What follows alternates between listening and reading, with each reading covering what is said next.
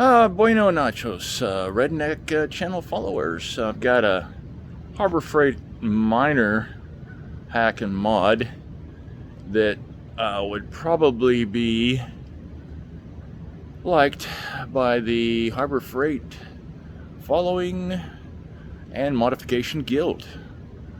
So what we've got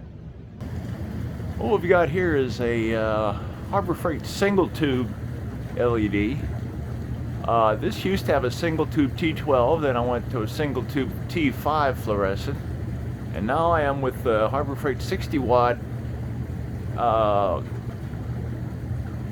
single LED tube that I put in there. And what I did was instead of wiring it hardwired like I did to the fluorescent lights, I went ahead and just put the plug end on the wiring in there and tucked it up in there. And this thing lights up I can't get it. This thing lights up the whole yard, and I'll show you when it comes on here in a few minutes.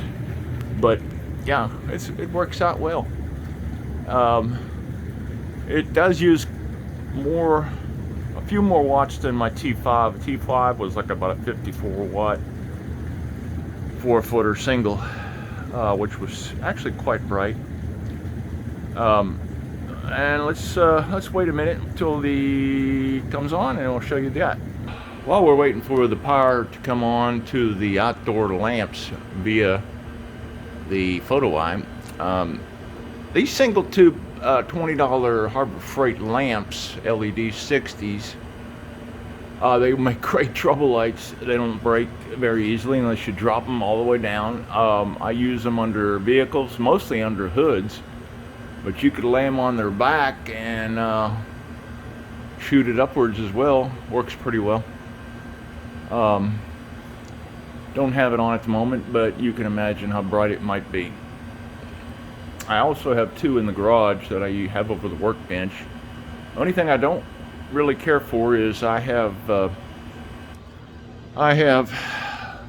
single 23 watt LED screw-in bulbs that are 5,000 Kelvin, and I'm guessing these Harbor Freights are about 4,100. They're not as yellow as a 27 or 3, but they're not as bright as a 5,000 rather. But still plenty bright. It is a natural light.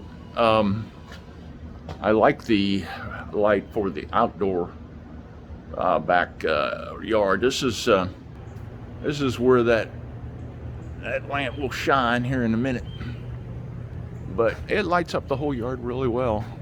I also have a higher wattage lamp, which is a 400 watt metal halide that I installed many years ago, but I don't even run it that much, just only because I don't look out the window as much as I used to. I used to park it in the living room on TV at night. Now I have a TV in the office, which I can't see the backyard, but I have that set up on a separate timer and a separate photo eye.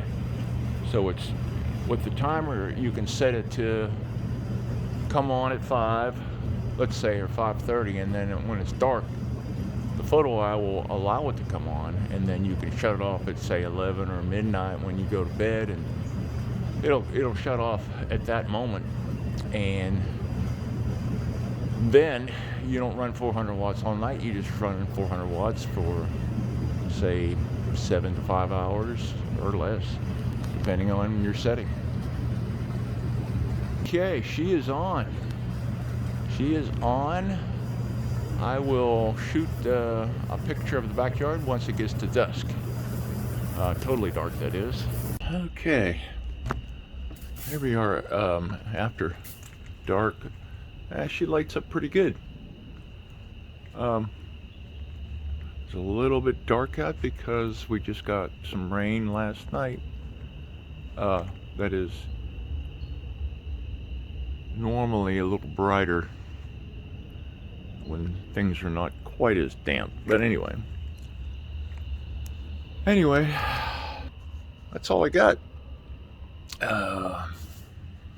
Hopefully you find the information useful, and thanks for watching.